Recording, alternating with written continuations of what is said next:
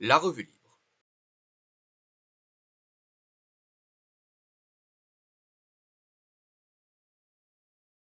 C'est parti. Bonsoir Flavie, Bonsoir Noah, comment vas-tu? ça va bien et toi? Ça va. Ça Alors, va. tu remplaces David, tu le grand remplaces et tu Bon, je reviens. remplace, c'est lui qui me remplace enfin. Oui, effectivement. Mais du Plutôt coup, ça, hein. tu remplaces le remplaçant Voilà. en reprenant ta place. Bon, alors, pour ce Le programme. soir, donc nous aurons 7 sujets, on va dire ça. Donc le premier sur la fameuse, puisqu'elle restera dans l'histoire comme ça, Mhm. guerre des 12 jours. Ouais. Entre Iran et Israël, avec en guest les États-Unis. La droitisation ou le durcissement de la politique de naturalisation portugaise. Mhm. Une partie sur Alban Gervais, dont tu nous parleras. Un bilan et un retour sur la fête de la musique de cette année. L'état de la dette française. Les démissions au sein des mairies, qui ont atteint un niveau sans précédent. Et un petit retour, encore une fois, sur la justice en France et les 2 poids 2 mesures qu'il peut y avoir. Sur ce, Très je bien. te laisse commencer Flavie. Bah, juste, on commence toujours par l'international, en fait, avec cette guerre qui sera baptisée guerre des 12 jours, j'imagine, en écho à la guerre des 6 jours. Elle a été nommée comme ça par Donald Trump, parce que ça le restera. Ça parle, ça fait écho. Elle nous a paru presque encore plus courte, je ne sais pas l'effet que ça te fait. C'est vrai que là, c'est juste que je pense que ce que je peux dire déjà pour lancer le sujet, c'est que Trump avait été élu sur le fait de terminer la guerre en Ukraine. Et non seulement il ne termine pas la guerre en Ukraine, mais il en a commencé d'autres. Donc je pense que ça a désarçonné quand même beaucoup de monde. Voilà, et que tout le monde est assez confus sur l'analyse de cette guerre. Je peux remarquer que même les grands analystes qu'on écoute habituellement, que ce soit les pro-Trump, alors, surtout les pro-Trump, je pense, sont un petit peu désarçonnés. Surtout effectivement. Ouais. Et donc voilà, parce que c'est vrai, alors, on a l'impression peut-être que Trump a été très poussé par Israël, hein, que ça devrait... voilà, que malheureusement un grand pays comme les États-Unis, finalement, en termes de puissance, est quand même peut-être mené par une plus petite diplomatie. Voilà, je peux commencer là-dessus. Ce serait l'occasion de dériver sur l'AIPAC, l'influence des évangélistes, le rapport à Israël, l'influence même d'Israël dans la politique états-unienne, mais on va pas partir sur ce sujet-là. Effectivement, ça fait une impression bizarre. L'Iran notamment a accusé Donald Trump et par extension les États-Unis de l'avoir trompé en simulant des désaccords avec Benjamin Netanyahou pour au final, parce que c'est vrai que de façade, Trump ne se disait pas favorable à ce qui se passait, qu'il allait rien faire, et finalement il a fini par envoyer des B2 avec des bunker busters pour aller détruire les 3 sites nucléaires iraniens. Et il y avait des négociations en cours des négociations entre les Iraniens et les Américains, déjà en cours depuis quelques semaines. C'est ça aussi qui m'a paru étrange, c'est qu'a priori il y avait déjà un processus de négociation. Donc, en fait, c'est comme s'il y avait quand même en parallèle 2 types d'actions. Et donc on voit bien que c'est pas forcément les mêmes personnes qui sont aux manettes de plusieurs. Pas nécessairement. Si on part du principe que Donald Trump jouait effectivement un jeu et qu'il faisait vraiment un double jeu, ce qui pourrait se comprendre, mais dans ce cas-là, ça voudrait vraiment dire que pour le coup, les États-Unis étaient dans la main d'Israël en termes diplomatiques et militaires pour cette fois-ci. Et dans ce cas-là, c'est plutôt logique. On fait des négociations pour ne pas attirer l'attention, on simule du discours et on prépare une opération derrière, une opération a priori rondement bien mené, pas prévu du moins par les Iraniens, mais avec un succès et un impact très limité, étant donné que l'uranium enrichi aurait été évacué Oui, alors selon les des divers Iraniens, sites. ils n'ont touché aucune cible importante, que C'est les ça. dégâts sont. Voilà, D'après ça, d'ap c'est- d'ap d'après ce que rapporte CNN, le programme nucléaire iranien n'aurait pas été retardé de quelques années, contrairement à ce que affirmerait le gouvernement israélien, mais de quelques mois. de quelques mois, quelques semaines même. Ouais. Bon, Ouais, voilà. c'est ça. On a deux discours parallèles, c'est un petit peu compliqué. Sur ce programme nucléaire iranien, c'est vrai que le discours de Netanyahou, c'est de dire que voilà, c'est un danger existentiel, qu'il faut même protéger le peuple juif d'une possible seconde Shoah. Donc ça paraît un peu excessif, mais bon. Sachant que en termes nucléaires, je pense que Israël est quand même mieux doté. Oh, ils ont une soixantaine de têtes nucléaires, bien sûr pas officiellement, hein. Ouais, mais même plus que ça, je crois. Non, c'est les chiffres officiels, non officiels, parce que Israël n'a officiellement pas la bombe. C'est parfaitement illégal. C'est comme l'Inde et le Pakistan, je crois, qui techniquement ne doivent pas l'avoir, mais l'ont quand même. Ouais. Ou eux ont le droit, je sais plus. Ah, bref, il y a des armes nucléaires partout. Sinon, bon, alors c'est vrai que l'Iran avait tenu des propos assez provocateurs ces derniers mois, depuis en tout cas le 7 octobre, puisque je crois qu'ils ont même fait l'apologie du 7 octobre. Bien sûr, bah, de toute façon, ils sont dans une politique d'opposition à Israël, tout comme on l'avait dit avec David. Ils présentent Israël et les États-Unis comme le grand et le petit Satan, je crois, ou quelque chose du genre. Bref, c'est normal que Israël voit l'Iran, enfin du moins la République islamique d'Iran, comme une menace existentielle. Du moins les élites iraniennes actuelles veulent a priori la peau d'Israël. Mais Israël le rend bien aussi. Bon après, je vous encourage à aller voir la vidéo que nous avons fait avec David sur le sujet, qui est bien plus complexe. Bah, disons que, en tout cas, moi je me pose un peu la question de ce que ça va donner à terme. Quel est l'intérêt pour les uns et les autres? Alors, c'est vrai que le Hamas et le Hezbollah sont plus qu'affaiblis. Donc déjà, il y avait il y a déjà un affaiblissement de ce côté-là. Mais alors, sachant que le Hezbollah est chiite et que le Hamas est sunnite, Oui. donc on parle surtout de l'affaiblissement du Hezbollah par rapport aux Iraniens. Bah, le Hezbollah, tout comme le Hamas, ont été décapités en grande partie et incapacités. Mais je crois que le Hezbollah reste la première force armée du Liban, parce que l'État central est sur les rotules depuis des années. Mais la puissance de menace vis-à-vis d'Israël semble neutraliser de ces côtés-là, a priori. Ce que je disais aussi, c'est que Netanyahou aujourd'hui a à peu près 61% d'opinion favorable. Je ne savais pas que c'était aussi haut. Ah oui, autant? Ouais. C'est un sondage qui date de quand? Bah, écoute, très récent, en tout cas. Attends. Aujourd'hui, récemment. Et tu ajoutes à ça 19% d'opinion favorable, parce que c'est 61 très favorable, 19 favorable. C'est pas plutôt 19 favorables, enfin très favorables et 61 de favorables, ou c'est globalement? C'est ce que je lis là, c'est le Figaro, c'est l'article. C'est probablement 61% d'opinion favorable globale et 19 très favorable. Ce serait logique, sinon. C'est vrai que ça me semble énorme là, mais bon. 61% d'opinion favorable, c'est déjà beaucoup et très bien, surtout en cas de guerre. Qui plus est, en cas de conflit que tu as toi-même déclenché. Pour le cas d'Iran, bien sûr, pas pour le 7 octobre et pour la gestion de Gaza. Mais impressionnant, ouais. Qu'est-ce qu'on pourrait dire de l'opinion publique occidentale? Comment l'Union européenne derrière spécifie l'Union européenne? L'opinion publique ou les dirigeants? Les dirigeants et l'opinion publique. Les dirigeants, il y a quand même Merz qui a sorti cette phrase un peu épouvantable en disant qu'Israël fait le sale boulot. Voilà.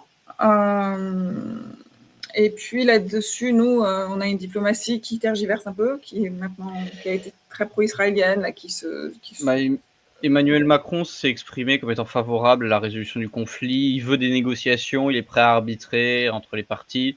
Sauf que je pense que les deux s'en fichent, du moins de son avis à lui. Donc, la diplomatie française se veut être une espèce d'équilibre. Elle se veut, hein, c'est déjà bien. C'est déjà bien Ouais. qu'elle se veuille. Dans les faits, ça a pas l'air forcément le cas, vu que ça a l'air quand même pro-israélien. Non pas que ce soit accusatoire ou quoi que ce soit, mais juste une observation et pas vraiment efficace. Alors pro-israélien, donc pour les élites. Mmh. Pour l'opinion publique, on a une forte poussée d'une gauche très, très pro-palestinienne, ça j'apprends rien à personne. Même pas forcément que de la gauche, hein, Qui se radicalise et alors oui justement, mais moi j'ai quand même l'impression, alors pas que de la gauche, mais j'ai aussi l'impression, alors on a un Dominique de Villepin qui vient de créer son parti et qui par exemple est très transhumaniste. bien, France Humaniste. Mon Dieu, c'est un titre quand même assez ringard. Et mais quand même, je vois autour de moi, ou ce que je lis, c'était des personnes qui étaient quand même plutôt pro-israéliennes, sionistes, disons, sympathisantes du sionisme, Oui. qui commencent à se dire que ça va trop loin. Bah oui, mais c'est comment dire? Tout comme l'appréciation d'Israël, la cause palestinienne ou quoi que ce soit, il y a quand même une teinture politique, mais ça peut être transpartisan. Là, la température vis-à-vis de la guerre, Israël-Iran Mmh. a quand même pas mal changé. Alors je suis surtout, l'avis aux États-Unis, notamment de la droite états-unienne d'une partie de la droite états-unienne, donc la droite des internautes, hein, bien sûr, qui est très critique vis-à-vis d'Israël et vis-à-vis du suivisme des États-Unis à ce niveau-là. Mmh. En France, je ne sais pas ce qu'il en est. Semblerait que ça prenne pas trop position là-dessus, du moins dans le personnel politique, ni Ah bah, ça même sur les réseaux sociaux, ouais. ça en parle pas beaucoup. Mmh. Il y a pas beaucoup de prise de position et tout ça, ce qui est pas plus mal, j'ai envie de dire. Ouais, S'il moi y a je pas de prise de position, j'ai il y a envie de une dire, c'est pas notre conflit. non, mais il y a une lassitude réelle, même Oui, je dirais voilà. du cas israélien, enfin. En fait, ça aurait pu nous concerner s'il y avait vraiment eu un blocage du détroit d'Ormuz Mmh. et dans ce Oui, cas-là, une hausse des prix du pétrole. ouais. Bon, ce qui semblerait, ne pas se profiler, du moins actuellement. Et a priori, il y avait peut-être, on avait aussi évoqué l'éventualité d'un coup d'État, et finalement, Un coup je crois d'État? d'un coup d'État, oui, enfin d'un coup d'État militaire, puisque d'une tentative de régime change. Ils n'ont pas jugé Quel que la société iranienne finalement était prête. Alors que quelle nous, quelle on a quand même blague! beaucoup communiqué sur la jeunesse iranienne qui souhaite abattre le régime des mollahs, etc. Or, en fait, visiblement, Oui, il y a les enfin, États-Unis sont quand même un spécialiste du changement de régime. oui, Tentative, quand il aurait alors pu être à volonté. sur la jeunesse, l'armée en Iran, tout ça, la jeunesse a effectivement, du moins une partie de la jeunesse a semble-t-il une lassitude vis-à-vis de la rigidité sociale et morale actuelle en Iran. C'est comme Je dirais pas que ça concerne la majorité de la jeunesse, mais ça semble quand même en concerner une bonne partie. Mmh. C'est un peu leur woke à eux, Mmh. sauf que eux, leur contexte est beaucoup plus dur et on va dire, légitime, on peut dire ça. Mmh. Et l'armée, j'avais cru comprendre que l'armée était, pas forcément super satisfaite notamment du corps des gardiens de la révolution qui est, une espèce de double hiérarchie. Il y a 2 armées, hein, comme on l'avait dit avec David. Il y a 2 armées, l'armée officielle et les gardiens de la révolution qui ont un corps aérien, terrestre et maritime. Et l'armée pourrait être à l'origine d'un potentiel changement de régime, mais moi, à aucun moment donné, j'ai envisagé un changement de régime, hein. À aucun moment j'en ai entendu parler. Je n'ai La seule fois où j'en ai un peu entendu parler, c'était Emmanuel Macron qui disait qu'un changement de régime ne doit pas se faire par les bombes, mais par le peuple. Bref, tout dans sa posture et tout ça dont on a parlé. Dans le sens, il a raison, mais à aucun moment j'ai considéré que ça pouvait l'Iran est pas assez déstabilisé, hein. Ils se sont pris des missiles, des bombes, mais l'impact réel est très questionnable. Ce ne serait pas surprenant qu'Israël revienne dans quelques mois, voire Oui. années, Mhm. parce que en fait, Rising Lion, ça a pas trop marché. Je crois que c'était Midnight Call ou un truc comme ça, le nom de l'opération états-unienne de bombardement. Bref, Oui, a priori, on peut se dire que c'est un coup d'épée dans. On peut imaginer que c'était éventuellement un coup d'épée dans l'eau. Je suis pas du tout en pas mesure de le dire. volontairement, bien sûr. Mais- Mais après, enfin, à noter quand même qu'après l'attaque, le bombardement états-unien, l'Iran a riposté et a ciblé des bases états-uniennes au Moyen-Orient, notamment au Qatar, Oui. et Mhm. a quand même eu la courtoisie de signaler qu'ils allaient attaquer, ce qui a permis de limiter a priori les victimes. Je ne sais Ah, même pas c'est s'il y a grâce eu au des victimes. signalement, parce que oui, je sais qu'ils ont. Mmh. Enfin, je connais des gens au Qatar qui ont vraiment. Ça a bombardé sur des bases, mais la ville a très très fortement ressenti les secousses. Ah bah oui, c'est normal et a priori, il y aurait eu heu, le même tonnage en explosifs délivrés sur les bases, états-uniennes au total que celui sur les sites nucléaires iraniens. Bref, on est dans une espèce de forme de guerre très courtoise, Mhm. où on se prévient et ça a l'air d'être plus pour la forme et l'honneur qu'autre chose. C'est très curieux, mais Mhm. bon, s'il y a pas de mort civile, moi je vais pas m'en plaindre, hein. Bien sûr. Et si en plus ça n'escalade pas de manière ridicule et met toute la zone en danger, c'est d'autant mieux, c'est d'autant plus appréciable. Enfin, pour le Qatar, ça a dû être un choc, parce que c'est quand même la Oui, Suisse, un peu du Moyen-Orient. Ils n'ont pas oui. du tout l'habitude pour Ouais, l'instant c'est d'être. la Suisse, ils ont des bases états-uniennes quand même, hein, Mhm. Mhm. donc bon. Ouais, ils ont un risque, bien sûr. Enfin, quand je dis Qatar, c'est les Émirats, le Qatar, c'est pas. Oui, les pays du Golfe. Bref. Ouais. Bon, voilà, tu veux qu'on passe au sujet suivant? Très bien. Alors, donc plus proche de chez nous, on va dire, et qui va peut-être plus parler, à des gens, qui seraient intéressés par une potentielle émigration et pour finir les jours au soleil. Bon, je suis pas sûr, mais on sait jamais, hein. Le Portugal est quand même une destination plutôt prisée de la part des retraités français et puis même juste des touristes parce que c'est un beau pays. Mhm. Eh bien, suite notamment à la montée, renforcement de la droite, hein, et notamment la montée de la droite radicale, droite dure, extrême droite, bref, à chaque fois, on utilise Mhm. toutes les appellations dans le doute. Eh bien, le gouvernement actuel planifie justement un durcissement de sa loi de, hem, en matière de naturalisation. Naturalisation, d'accord. C'est pas immigration, hein, c'est juste les naturalisations. Non, il est question de la naturalisation. En fait, ce Mhm. qui devrait changer, c'est que la durée de séjour nécessaire pour pouvoir faire une demande de naturalisation passerait de 5 ans actuellement à 10 ans, Ouais, c'est beaucoup. donc on double, Mhm. et à 7 ans pour, les pays issus de la communauté lusophone. Notamment le Brésil, peut-être le Mozambique et Mhm. l'Angola et de Macao, je sais pas, peut-être. Mhm. Bref, ancien territoire portugais et à cela s'ajouterait que, les enfants nés sur le territoire portugais de parents étrangers ne pourraient, obtenir la nationalité, de ce que j'ai compris, que si les parents ont résidé au moins 3 ans, de manière officielle, hein, bien sûr, de manière officielle dans le pays. Donc je ne sais pas si si les parents s'ils ont l'enfant et qu'ensuite ils doivent rester au moins 3 ans ou s'ils doivent avoir l'enfant au bout de Ouais. 3 ans, ça je l'ai pas trop compris. Et que l'obtention de la nationalité n'est pas automatique à 18 ans, mais qu'il faut la demander Mhm. et a priori pour la naturalisation aussi, qui est appelée par, le ministre de la présidence nationalité dérivée, heu, eh bien il faudrait passer une série de tests, le bon sens, une série de tests sur, la maîtrise de la langue portugaise, sur la connaissance de sa culture, des choses comme les traditions, l'histoire, ce genre de choses. Bref, pour, heu, montrer que tu es bien assimilé, que tu comprends le pays et que tu y adhères. Mhm. Voilà.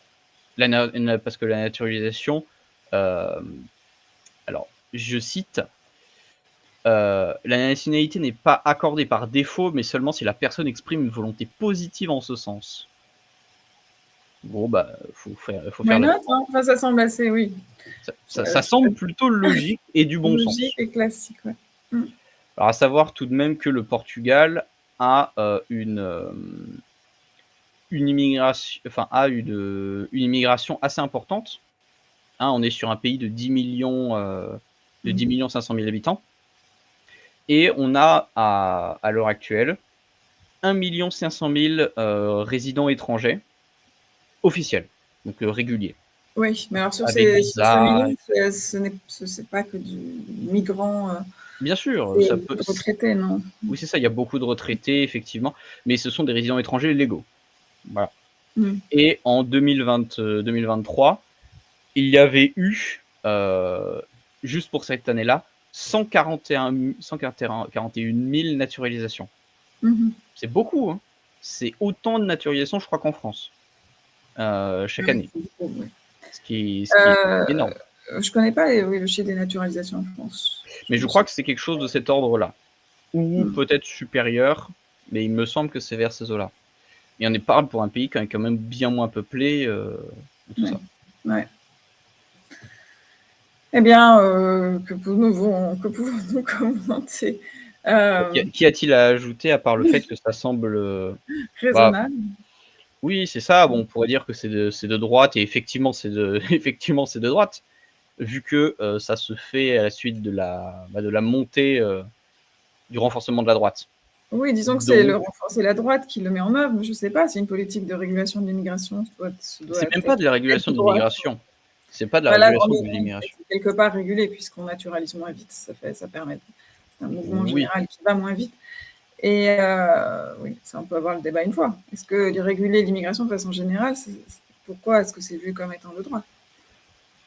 Il peut y avoir des politiques de gauche un petit peu plus nationalistes, pas plus que, voilà, ou des communistes qu'on a bien connus, hein, encore une fois, qui pensaient, tel Georges Marchais, que ce n'était pas à protéger la population ouvrière en France que de faire venir beaucoup d'immigration. Il n'y a plus d'ouvriers, donc c'est pas grave. Voilà, c'est ça. Donc on ne sait plus très bien pourquoi ils viennent, en fait, pour le coup. Les temps ont changé. C'est vraiment une autre question. C'est pourquoi... Et ce n'est pas le sujet. Non, c'est pas le sujet, mais en fait, c'est le vrai sujet au bout. Oui, c'est un sujet, bien sûr. Mais ce n'est pas notre sujet actuel. Je sais pas, moi j'ai pas grand chose de plus à dire sur ce cas. Mais dans ce cas-là, nous pouvons passer à ton sujet sur Alban Gervais. Alban Gervais. Oui, Alban Gervais, donc, parce que excusez-moi, je bafouille un peu.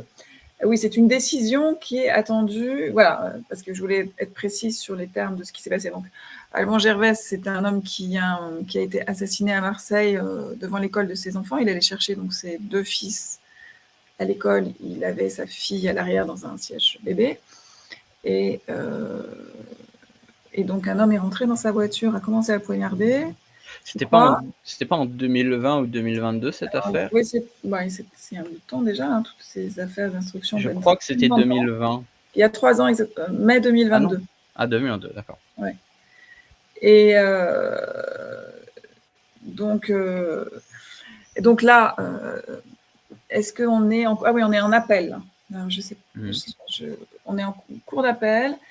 Et en fait, le meurtrier avait été déclaré pénalement irresponsable par la Chambre de l'instruction de la Cour d'appel d'Aix-en-Provence. Parce qu'il était ivre ou sous l'emprise de stupéfiants? Il était sous cannabis. Oui, en fait, c'est un petit peu la jurisprudence. Ce que c'est une jurisprudence, Mireille Knoll qui avait été jetée par la fenêtre. Parce que je sais qu'il y avait 2 femmes qui ont été assassinées. Dont une qui avait été jetée par la fenêtre par un type qui était sous cannabis. Et on avait argué du fait qu'il avait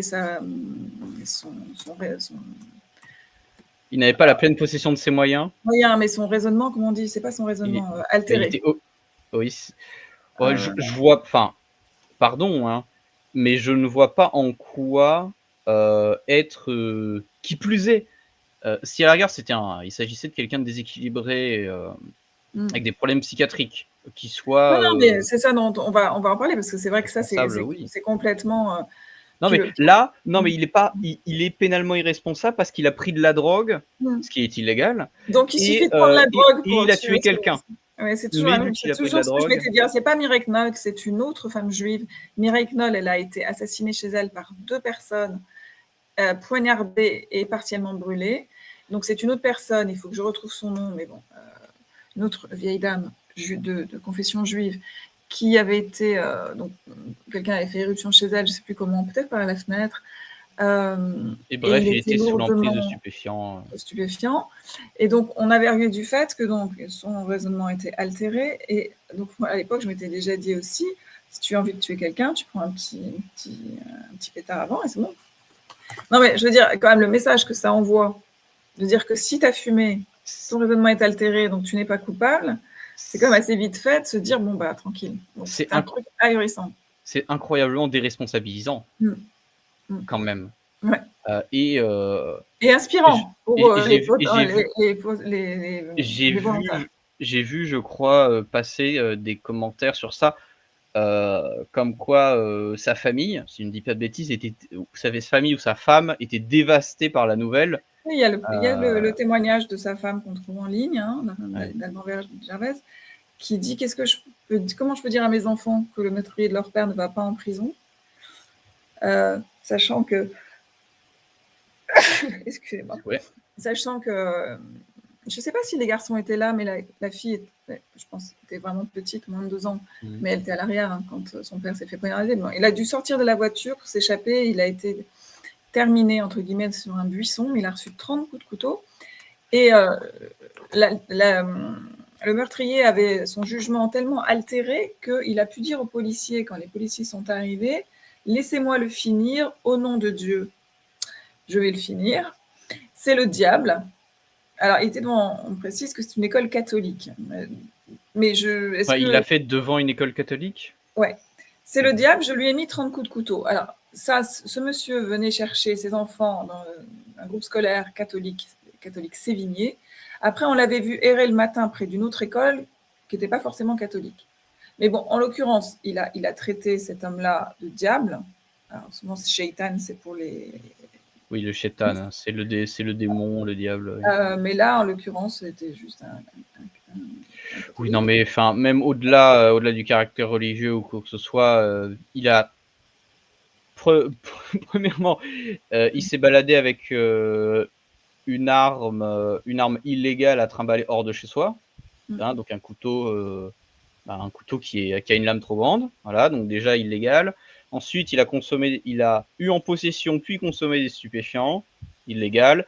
Et ensuite, il a tué quelqu'un. Troisième illégal, mais bien sûr, en France, on n'a pas le cumul des peines. Donc, du coup, c'est magnifique. Il n'ira pas en prison, ce monsieur. Ah non, mais en fait, ce qui est fou, c'est que non seulement il ne va pas en prison, et il est transféré. J'espère qu'il a été dédommagé pour le parce qu'on va prendre soin de lui. Il a besoin de soins. Et alors, donc, il va être transféré vers une unité hospitalière spécialement aménagée. Ça s'appelle un UHSA. Première fois que j'entends parler de ça. J'imagine que c'est l'unité vers laquelle a été transférée aussi celle qui a tué Lola, dont on n'a pas beaucoup de nouvelles. Il faut peut-être regarder ce qui se passe au niveau du procès, mais le procès... Je ne sais plus si elle était sous OQTF, la madame. Non. Oui, elle était sous OQTF. Oui. Ouais. Elle était sous OQTF, mais elle avait officiellement un logement. C'est magnifique que tu puisses posséder un logement alors que tu es sous OQTF. Mais à la limite, moi, qu'il soit OQTF ou pas, à la limite, je veux dire, là, c'est même pas le sujet. Hein. C'est un point en plus. Oui. Mais donc, il avait été incarcéré au Baumette, voilà, juste après, puis transféré en hôpital psychiatrique au sein d'unités pour malades difficiles. Parce qu'il avait tenté d'agresser un surveillant de prison. C'est ça qui a fait décider qu'on le transfère dans cette unité. C'est parce qu'il avait agressé un surveillant. C'est pas le crime. Il est observé comme pas stable, probablement. Non, mais a priori, un type qui tue au couteau est pas stable. Oui, bien sûr. Enfin, quoique. Pas forcément, mais oui, on peut partir de ce principe. Et là, il a été transféré l'année dernière dans cette unité, donc pour unité hospitalière spécialement aménagée pour accueillir des individus considérés comme moins dangereux que l'UMD. On va comprendre quelque chose. Donc, il n'est plus dans un hôpital psychiatrique, il est dans une unité hospitalière spéciale. Eh bien, courage au personnel de cette unité hospitalière spéciale.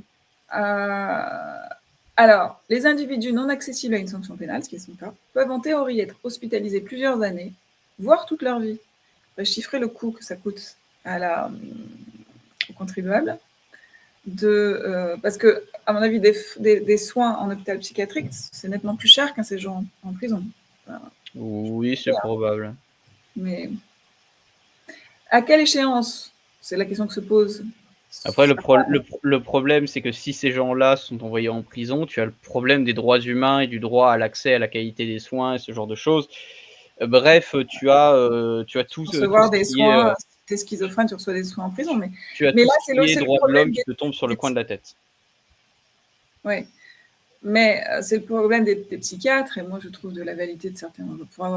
Je veux dire, beaucoup de psychiatres sont quand même pas très aptes. Bon, ça me tuait. Ah, ça c'est un avis personnel.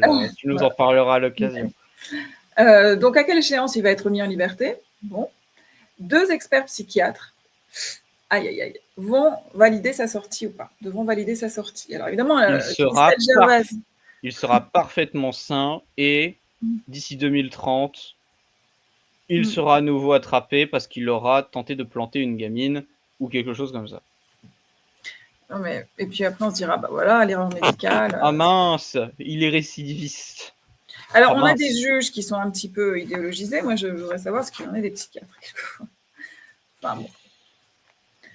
Parce que est-ce qu'on juste un peu stupide, enfin, ce n'est que mon avis, hein, mais un petit peu stupide, parce que je ne sais pas sur quoi on se base pour dire que cette personne est pénalement irresponsable. C'est juste sur sa consommation de cannabis, c'est-à-dire qu'elle était pénalement irresponsable à ce moment-là, mais ça ne veut pas dire qu'elle l'est de façon générale. Je pense que c'est la même logique que quelqu'un qui consomme trop d'alcool et qui est en état d'ébriété, voire même au maximum dans la période, on va dire, qu'on peut appeler un trou noir, genre où tu ne conserves aucun souvenir de ce que tu fais à ce moment-là, eh bien... Ce que disent les psychiatres, là, c'est qu'il aurait été atteint d'un possible, donc il n'y a même pas de diagnostic définitif, début de schizophrénie. Donc, il aurait eu une bouffée délirante aiguë lors du passage à l'acte et était positif au cannabis pendant sa garde à vue. Mais ceci dit, il a... Non, parce que j'ai d'autres commentaires. J'avais lu un autre, je ne vais pas le retrouver là, dans lequel où il y avait un article dans lequel il y avait un doute pour les psychiatres sur la sincérité de son comportement, c'est-à-dire que savoir s'il était vraiment en bouffée délirante ou s'il jouait la bouffée délirante. Et il y avait quand même un psychiatre ou deux pour se poser la question. C'est vrai que quand même, alors c'est connu, j'ai envie de dire, entre guillemets, que plaider la folie ou ce genre de choses, ça peut aider. À condition, bien sûr, que ce soit confirmé derrière, parce que sinon, bah, non, il est parfaitement sain, il n'y a pas de problème. Ça arrive, ce genre de cas. Et là, pour le coup, ça semble être confirmé, ou du moins, il y a soupçon. Bon, mais j'ai envie de dire, c'est pas une excuse. Enfin, c'est triste. Non, mais il y a 2 points là-dedans. C'est que déjà, il faut savoir établir un diagnostic correct et savoir si on n'a pas été floué par le jeu de la personne. Ça, c'est le premier point.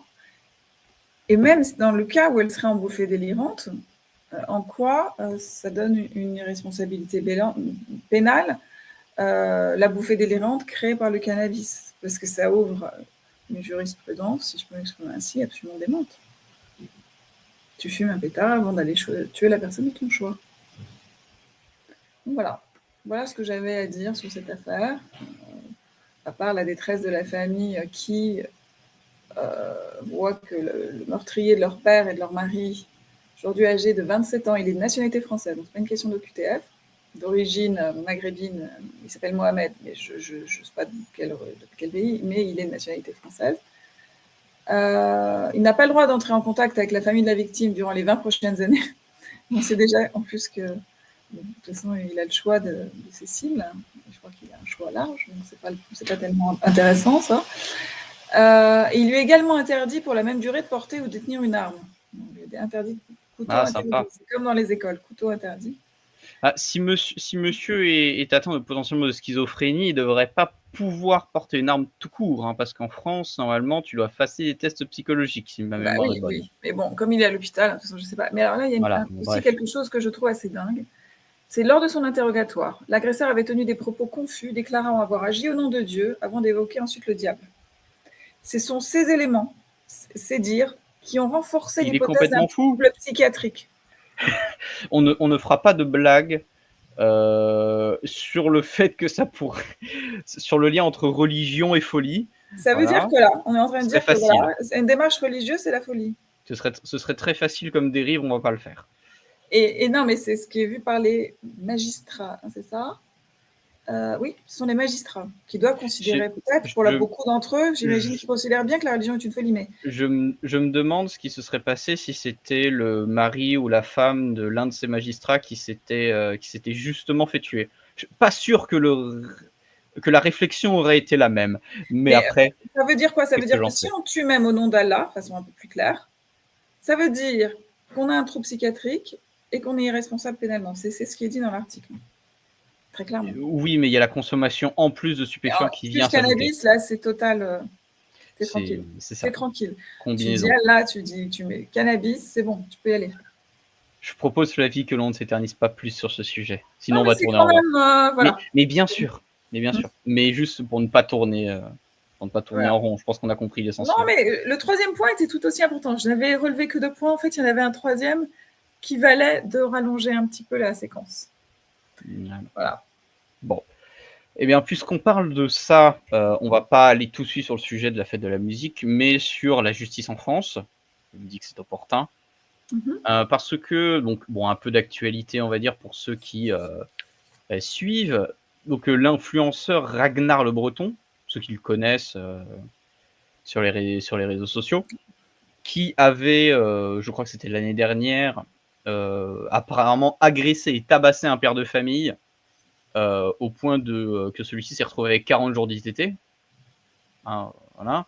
Bon, les témoignages qu'il donne et tout ça sur le fait que je ne l'ai pas agressé gratuitement ou des trucs comme ça, bref, on n'est pas là pour parler de ça. Et finalement, il a été condamné à 1 an de prison ferme. Donc je ne sais pas si c'est 1 an de prison ferme, tu les fais quand même, vu que c'est de la prison ferme, et ce n'est pas du sursis. Je ne sais pas si tu les fais, si la peine est en dessous de 3 ans. Bref, c'est le système judiciaire Oui, je français, crois que c'est c'est les bizarre. peines en dessous de 2 ans que tu fais pas.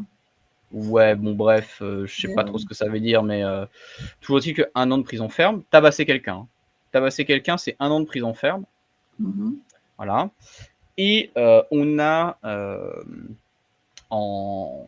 je crois pas que c'est en appel, on a monsieur Tom Warren, donc qui, contrairement à ce que son nom peut laisser penser, est un Français guadeloupéen, qui a été condamné à 20 ans de prison pour avoir tué Abraham Hamada d'une balle dans la tête en octobre 2022. Alors bon, l'affaire, c'est que apparemment, il y avait des bisbilles entre les deux. Donc Abraham, qui est un Mahorais, bon voilà, originaire des Comores. Enfin, non, n'importe quoi, originaire des Comores, pardon, de Mayotte, pardon, avait apparemment été pris en train de faire d'uriner sur une église, ce que le Guadeloupéen lui avait demandé d'arrêter. Il y avait aussi eu des menaces entre eux, si bien qu'au début, on a soupçonné que c'était un règlement de compte dans une affaire de trafic. Et finalement, il est revenu et enfin, le Guadeloupéen est revenu après être parti pour mettre une balle dans la tête au Mahorais. Celui-ci, le Guadeloupéen, dit que la religion a une grande place dans sa vie, notamment, et que malgré sa condamnation, il a plaidé coupable. Il a plaidé coupable et il garde espoir malgré tout. Donc, il aurait dû prendre un petit peu de cannabis avant. Oui.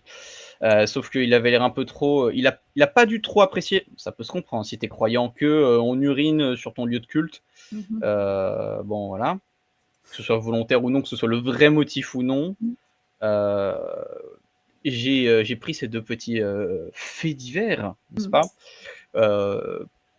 Donc 1 an de prison ferme pour une agression qui amène à 40 jours d'ITT, 20 ans de prison pour meurtre non prémédité. La cause de la préméditation a été exclue, d'après les témoignages, les rapports et tout ça.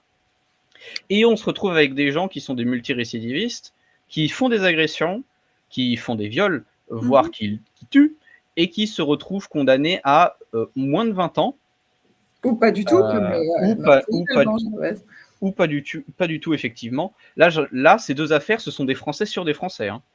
Un Guadeloupéen sur un Mahorais, ce sont des Français. Ragnar le Breton sur un père de famille, ce sont de Français à Français. Mais s'il s'agit d'étrangers, légal ou non, sous QTF ou non, ça c'est le bonus. Étrangère, même, parce que... Ça c'est le bonus. Sur un Français, qu'importe qu'il soit d'origine étrangère ou non, et ben là les peines ont l'air d'être descendantes. Ah mais très très très très, hein. C'est pas un peu, quoi. C'est ça qui est... C'est assez surprenant à observer. Bah, à ce point-là, c'est quand même surprenant. C'est-à-dire que là, oui. On se doute, on voit bien, on sait qu'il y a deux poids deux mesures, mais là c'est énorme.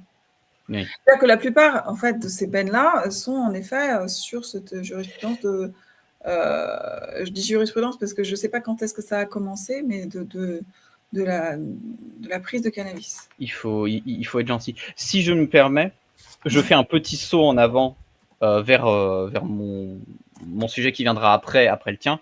Mais on a aussi eu une agression d'un député, lors de la fête de la musique, donc un représentant de la nation, donc député du Val-de-Loire, si je ne dis pas de bêtises, donc qui Guillaume Lepers, donc député LR du 47, qui s'est fait agresser à l'occasion de la fête de la musique à Villeneuve-sur-Lot, alors qu'il s'interposait entre 3 jeunes et un autre qui se faisait agresser. Il a priori au début réussi à dissiper la situation, puis les 3 sont revenus derrière, l'ont tabassé, et il s'est retrouvé aux urgences à l'hôpital avec celui qu'il a essayé de protéger. Et lui a eu droit à 40 jours d'ITT, 8 points de suture. Et finalement, donc il y avait un adulte de 27 ans, un autre de 28 ans, ainsi qu'un mineur. Et à quoi ils ont été condamnés, Flavie? Le mineur n'a pas encore été condamné. Oui, il ne le sera jamais. On ne peut pas condamner les mineurs. Bon, alors, ils ont été reconnus coupables et ils ont été condamnés à 3 000 et 4 000 euros d'amende. Qu'ils ne verseront pas. Bien évidemment. Et l'obligation de suivre un stage de citoyenneté. Non, mais c'est pas drôle, en fait. Jérémy, c'est pas drôle. Je cite, hein, loin des peines mixtes de prison requises par le parquet. Alors, Guillaume Lepers, lui, a juste demandé 1 euro symbolique pour lui. Bon, il n'en tient pas trop rigueur. Et la victime originelle de l'agression devrait recevoir, a priori, 1 000 euros de dédommagement. Bref, c'est kafkaïen. C'est kafkaïen. On peut agresser un représentant de la nation, qu'importe son étiquette, on s'en fiche. Et juste condamné à des stages de citoyenneté, 40 jours d'ITT. 40 jours d'ITT, a priori, ils auraient dû faire de la réclusion, juste si on comparait avec Ragnar le Breton. Juste en termes de comparaison. Ouais. Bah, oui. Bon. Non, mais c'est pour ça que ce serait bien un moment que les juges, juges et magistrats d'ailleurs, expliquent un peu à la population comment ils travaillent, quelle est la logique quelquefois, et la logique comparative de leur... C'est la société qui rend violent, voilà. Oui, mais dans certains cas, il y a 20 ans. Donc dans certains cas, c'est pas la société. Facteur socio-économique. Dans certains cas, visiblement, c'est pas la société. Oui, bien sûr. Donc les personnes qui sont pas socialement fragiles, entre guillemets, celles-là sont responsables pénalement. Donc c'est quand même une façon de voir les choses qui est quand même... Ça peut-être aussi que Ragnar a été très peu élaboré. Bref, je te propose de passer à ton sujet suivant parce que j'ai un petit peu débordé. Donc du coup sur la dette française.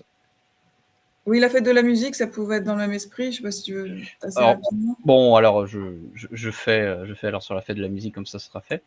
Donc cette année, la fête de la musique, pour donner des chiffres, plus simplement, ça a été 371 arrestations, 6 agressions au couteau, 14 blessés sévères qui ont été en état d'urgence absolue, A priori, aucun n'est mort.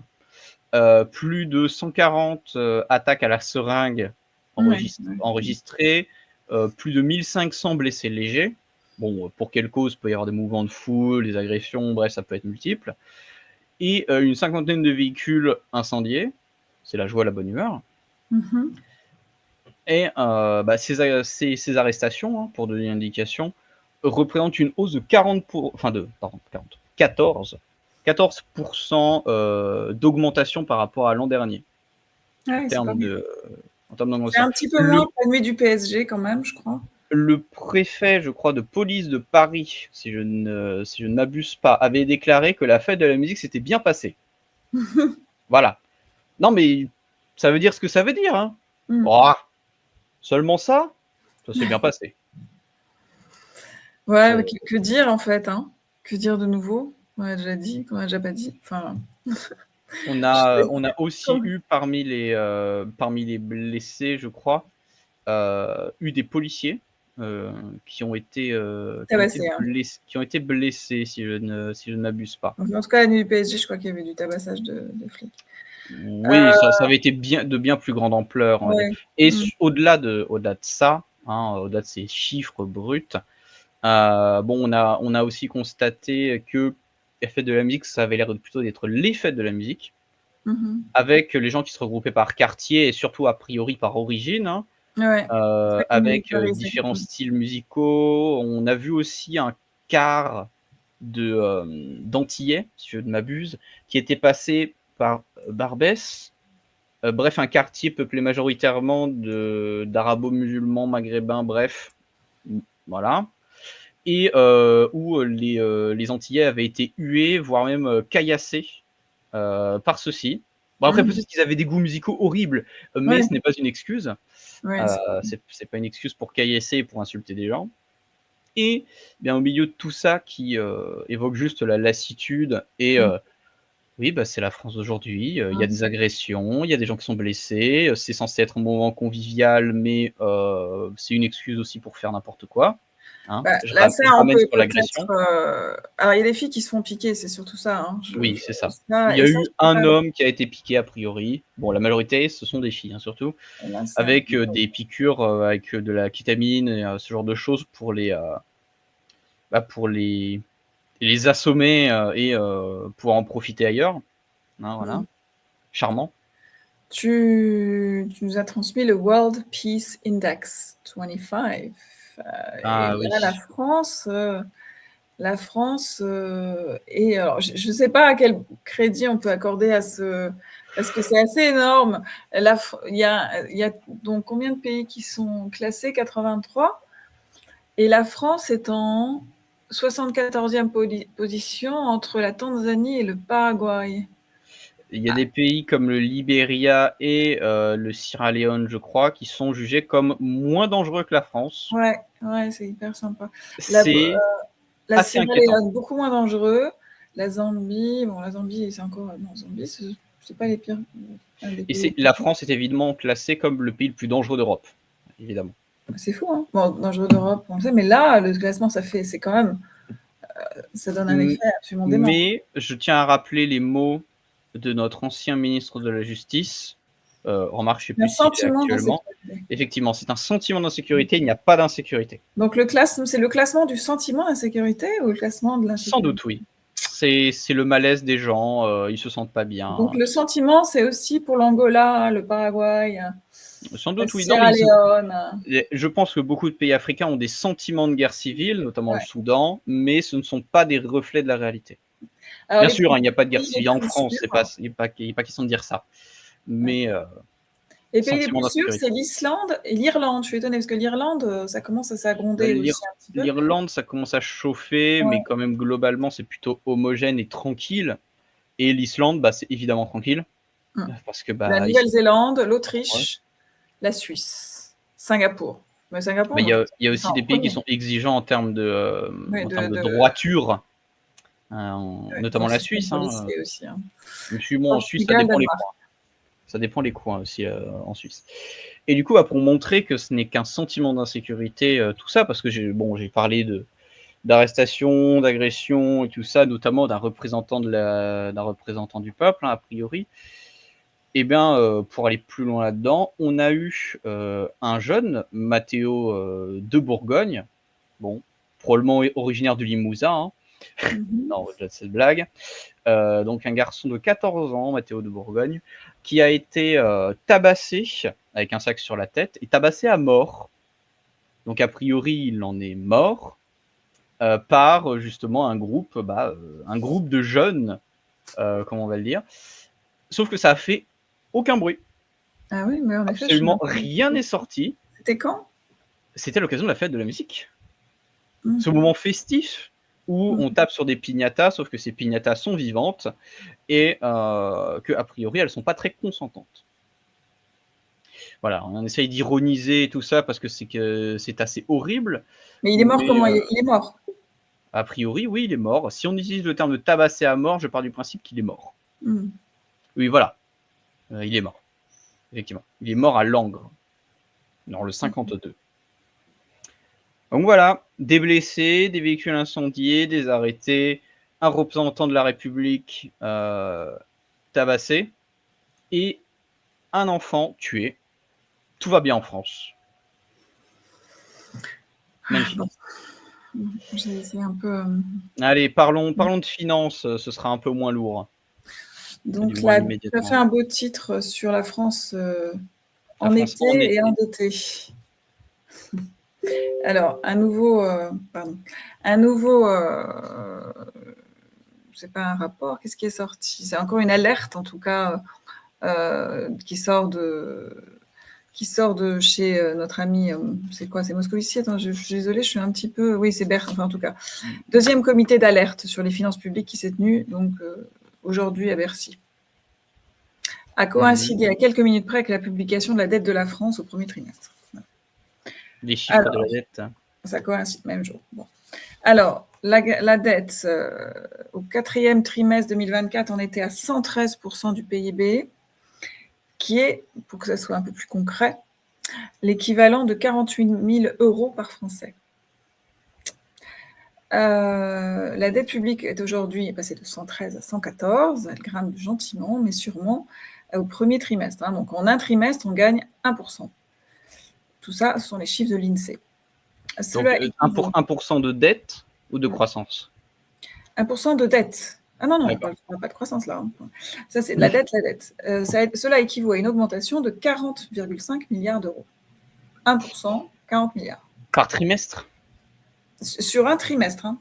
Ouais. Par rapport, c'était 113 au quatrième trimestre 2024. Celle du premier trimestre 2025 a pris 1%. Donc, 40 milliards.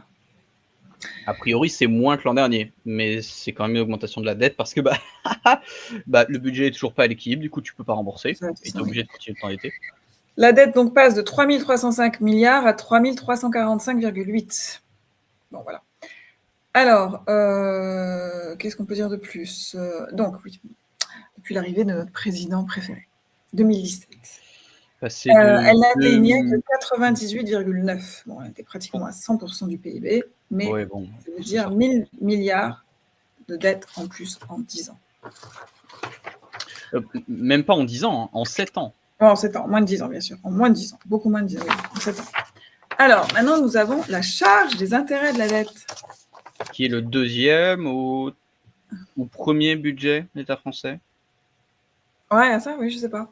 Je ne sais plus. Le premier, c'est évidemment l'éducation. Et après la dette, on a la sécurité sociale, puis l'armée. Mais ça est en train de dépasser, ce poste budgétaire, la charge de la dette, voilà, a désormais dépassé celui de la défense et se rapproche dangereusement de l'éducation nationale. Voilà. De 35 milliards en 2018, elle est remontée à 58 milliards en 2024. Mais de toute façon, c'est condamné à continuer. J'ai envie de dire, chaque année, ça alerte. Attention, les comptes publics, Moi, je connais plein de gens qui disent que ça n'a aucune importance, la dette, on s'en contrefou, on ne la remboursera jamais. Donc, à partir du moment où je pense qu'il y a assez de gens, même au gouvernement, pour penser ça, c'est le discours de beaucoup de gens, parce que, en fait, ça a l'air de dépendre, même au sein des gens qui s'y connaissent en économie, ça divise. Sauf que de ce que j'en ai vu, attention, ça a l'air surtout d'être des économistes portés portés un peu à gauche, on va dire ça entre guillemets, qui soutiennent que la dette, c'est pas vraiment important et c'est pas grave. Alors que, typiquement, un économiste comme Charles Gave, voilà, qu'on va pas pouvoir taxer de gauche, lui est beaucoup plus sévère et alarmiste sur l'état de la dette. Mais bon, de toute façon, la dette est condamnée à augmenter, même si, imaginons que la dette, on s'en fiche et on peut continuer d'emprunter. La dette, ça représente toujours un levier, hein. La dette est détenue en majorité par des étrangers. Oui, c'est ça. Quand ce ne sont pas littéralement des puissances étrangères elles-mêmes et pas des particuliers. Voilà. Bon, on a une partie de la dette qui est aussi possédée par la Banque centrale européenne, donc là-dessus ça va, c'est en Europe au moins. Mais ça représente tout de même des leviers d'influence. Et alors, certes, l'État et son budget, ce n'est pas un budget de bon père de famille. Hein, voilà, c'est pas juste oui, bon, il faut que les comptes soient à l'équilibre et qu'ils soient positifs parce que sinon je pourrais pas payer à manger pour le mois prochain. Mais c'est pas une raison pour être en constant déficit. Le déficit peut se justifier s'il y a des projets, de la construction, de l'investissement. Là, du déficit d'investissement. Le problème du déficit français actuel et du déficit de beaucoup de pays, c'est que ce sont des déficits de fonctionnement. C'est juste pour faire tourner les institutions, les administrations, qu'il y a du déficit. Ce qui est pas normal. Oui, alors c'est pareil, parce qu'en effet, là, c'est surtout l'État, c'est-à-dire que c'est même pas, on parle beaucoup des collectivités territoriales, de sociale, c'est même pas les collectivités en fait. Non, c'est l'État qui concentre la majorité des dettes. Alors qu'est-ce qu'on inclut dans l'État? Parce que en fait, les administrations publiques locales, bon, c'est une chose. Ensuite, il y a les administrations de sécurité sociale, donc c'est retraite, assurance chômage, hôpitaux publics. Mais l'aide sociale, c'est ce qu'on met dans les administrations de sécurité sociale ou dans l'État? C'est dans la sécurité sociale, je pense. Ce serait logique. Mais je crois que l'État français représente 60 à 70% de la dette de l'État français. 81% l'État. Ah oui, par rapport aux collectivités territoriales. Ah bah d'accord, c'est encore administration publique locale, 8%. Ouais, d'accord. Administration sécurité sociale, 9%. Oui, d'accord, c'est encore pire que ce que je pensais, du coup. Ou alors ça s'est aggravé depuis que j'avais regardé. Mais voilà, c'est l'État qui est lourd et obèse, alors que l'État demande aux collectivités territoriales de serrer la ceinture. Je rappelle, notre président bien-aimé a supprimé l'impôt, la taxe d'habitation, qui n'était pas une taxe de l'État central. Hein. C'était une taxe des collectivités locales. Non, mais je suis grand prince. Je vous supprime quelque chose qui ne rapporte pas d'argent à l'État directement. Oh, merci, monseigneur. Ouais, sauf que c'est derrière, c'est les collectivités locales qui doivent se débrouiller. Et moi, je voudrais savoir ce qu'on met dans l'État, en fait. C'est les frais de fonctionnement de quoi? Parce que... Mais dans ce qui rendrait les frais de fonctionnement de l'État, ce sont probablement tout ce qui est de l'ordre de la dépense directe à l'État. Le gouvernement, ses administrations directes, les préfectures, tout ce genre de choses. Tout ce qui n'est pas communal, cantonal, départemental, régional, ça rentre dans l'État. Dans l'État central, j'entends. Probablement. C'est probablement ça. Du moins, ce serait logique. En tout cas, je n'ai pas exactement le chiffre là, mais par rapport à la notation des agents, enfin les agences de notation, que ce soit Moody's ou Standard & Poor's, bon, on est sur du A, on est passé au A à moins. On avait les 3 A, plus que 2 A, là c'est A à moins. Alors, c'est pas terrible, évidemment, par rapport à ce qu'on peut être habitué pour un pays comme la France. En fait, ça a une influence sur les taux. Oui, voilà, surtout, mais c'est quand même des notes qui restent autour de 16-17 sur 20. Enfin, c'est pas non plus. Alors, ça veut dire qu'on en est où quand parce que l'État, en fait, est considéré. Enfin, la France est considérée comme très résilient. La note d'un État, c'est surtout jugé sur sa capacité à soutenir la dette et à rembourser. L'État français, je rappelle, la France est l'État qui taxe le plus au monde, en part, bien sûr, en part de richesse. Donc, l'État a beaucoup de moyens. Il est très résilient, il a les reins solides. quand bien même il y a beaucoup de gens qui partent du pays, notamment des gens qui ont des moyens et des entreprises, mais ça, c'est un autre problème. J'ai un C'est peu pour du ça mal que quand même à comprendre. la note reste haute. Ouais. Mais Bon. c'est juste des calculs, de la prévision sur si jamais demain, la France, imaginons Monsieur X, voilà, Monsieur X arrive au pouvoir demain en France et lui, il a tenu pendant la campagne présidentielle les discours de oui, bon, la dette, on s'en cogne et on va pas la rembourser. On va faire défaut sur la dette. Comme ça, il y aura plus de dette et ça fera plus d'argent pour les autres budgets. Petite information, hein, même si on supprime la charge de la dette, c'est-à-dire remboursement des intérêts et remboursement de la dette elle-même, le budget de l'État n'est même pas à l'équilibre. Voilà. Si Monsieur X fait ça, eh bien, la note française va probablement baisser, les taux vont monter. Ce qui veut dire que si la France aujourd'hui peut emprunter à 1,5%, eh bien, elle pourrait emprunter à 3, 4, 5%. Voilà, sur 10, 20, 50 ans, je crois. Et du coup, là, c'est que la situation de l'État français et sa capacité à rembourser est considérée comme plutôt fiable. Si quelqu'un tient un discours qui met a priori en danger les investissements sur la dette française, eh bien la note devrait baisser. C'est une question de confiance des marchés. C'est la même chose que pour la bourse. Enfin, la même chose, la même logique, plutôt. D'accord. Bon, très bien, pas de problème. Alors, pour terminer, on ajoute que on attend beaucoup des Français qu'ils renouent avec la consommation, alors qu'ils épargnent énormément, et que c'est vrai que le résultat, ils épargnent peut-être par angoisse de l'avenir, donc ils consomment moins. En revanche, évidemment, ce à quoi répond un sénateur socialiste, mais avec un tel niveau de dette, heureusement qu'on a une telle épargne. Non, ne vous inquiétez pas, on ne va pas toucher à votre propriété privée, ne vous en faites pas. Jamais on ne ferait ça, on n'est pas en URSS, voyons. Non, c'est surtout par rapport au fait que c'est l'épargne principale des Français qui est donc l'assurance vie. Voilà, c'est l'assurance vie qui finance la dette. Entre autres. Oui, les Français possèdent, je crois, une part quand même assez négligeable de la dette française. Donc non, ça représente un vivier d'argent potentiel pour l'État. C'est plutôt ça. C'est le même genre de discours. Oui, mais l'État, il a les reins solides, il a le patrimoine français. Oui, d'ailleurs, on a commencé à le vendre. Hein. Oui, le patrimoine français, il n'est pas entièrement... Très en cachette. Mais le patrimoine français n'est pas entièrement la propriété de l'État, et encore heureux. Hein. Suffit de voir l'état des églises. Hein. Les églises sont propriété de l'État en France. Suffit de voir l'état des églises, suffit de voir qu'on peut vendre le mobilier de l'Élysée. On pourrait vendre le palais de Versailles, hein, si jamais monsieur ou madame en ressentait l'envie. Voilà, hein, vendre littéralement les bijoux de famille. C'est des choses que certains considèrent au nom de la sacro-sainte dette. Le problème, c'est que le problème de ce genre de choses, c'est que ça représente des gains financiers immédiats. Dérisoires. Oui, non seulement c'est dérisoire, mais en plus c'est immédiat.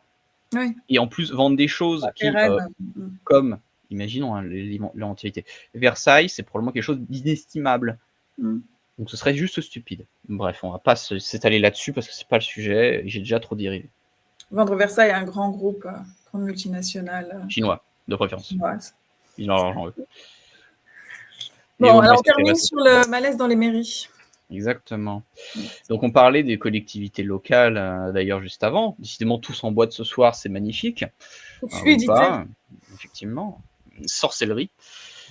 Eh bien, entre 2020 et 2025, donc actuellement, on a eu près de 2500 maires qui ont démissionné de leurs fonctions, ce qui représente plus de 400 par an.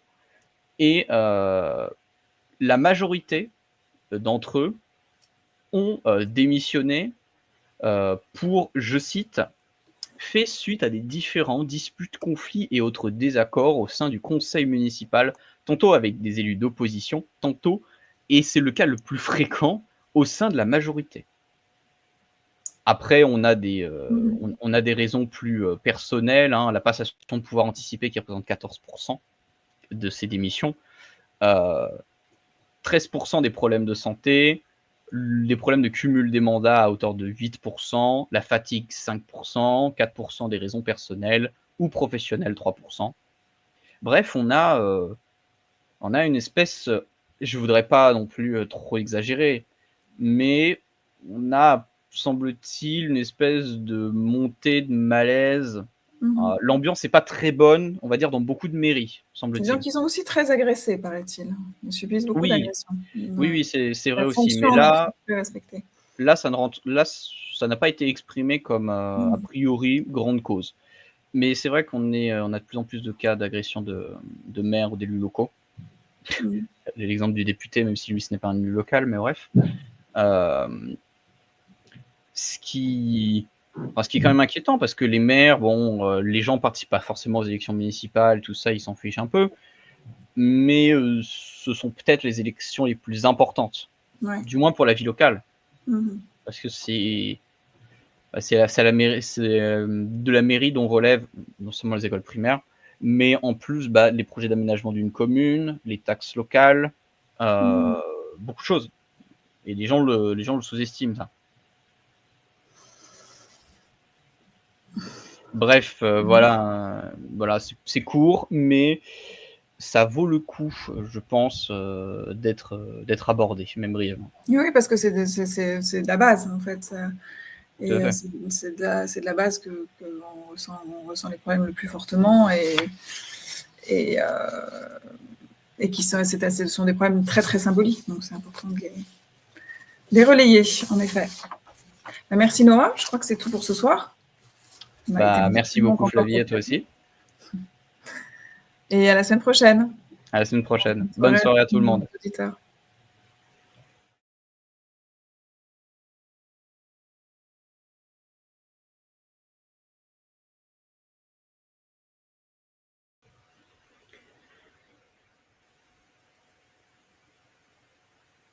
Dans la dissociété des dysphories contemporaines, il faut garder son esprit critique, soutenir la zone libre, s'abonner à ses réseaux et partager. Dans la société des crises, en dissolution, être dans la zone libre, c'est passer du constat au combat.